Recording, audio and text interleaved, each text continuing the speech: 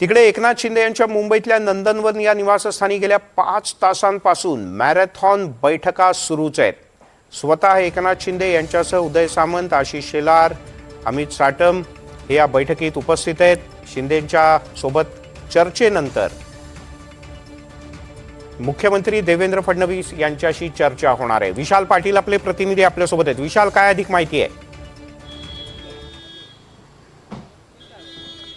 मिलिंदजी, आपल्याला माहिती आहे महायुतीतील अद्यापही तिढा मुंबईच्या दृष्टीनं सुटलेला नाहीये। 20 जागांचा तिढा अद्याप कायम आहे आणि याच्या बाबतीत आज बैठकांचं मॅरेथॉन सत्र आपल्याला पाहायला मिळालं। सकाळच्या सत्रामध्ये शिवसेना आणि भाजप या दोघांच्याच जे समन्वय समितीमध्ये नेते आहेत त्यांची एक आशिष शेलार यांच्या निवासस्थानी बैठक झाली आणि त्यानंतर जे काय बैठकीत ठरलं ते सांगण्यासाठी म्हणून साधारणतः 5 ते 6च्या दरम्यान उपमुख्यमंत्री एकनाथ शिंदे यांचं निवासस्थान असलेल्या नंदनवन या ठिकाणी आले आणि ही त्यांना माहिती दिली जाते।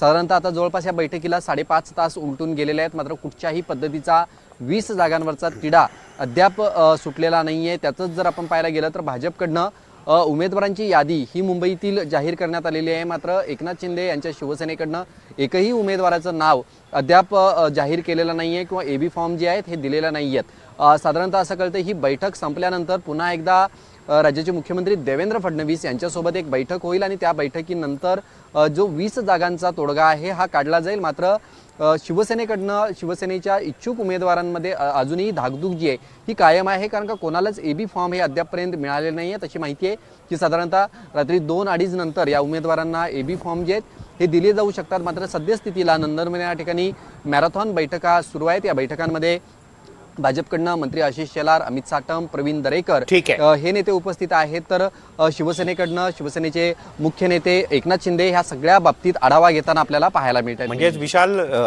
एकनाथ शिंदे आणि देवेंद्र फडणवीस यांच्या शिरस्त्यानुसार पहाटेच अंतिम निर्णय होणार, तर महायुती होणार किंवा नाही ते, किंवा मुंबई ठाण्यात नेमकं काय? धन्यवाद तुर्तास या माहितीबद्दल।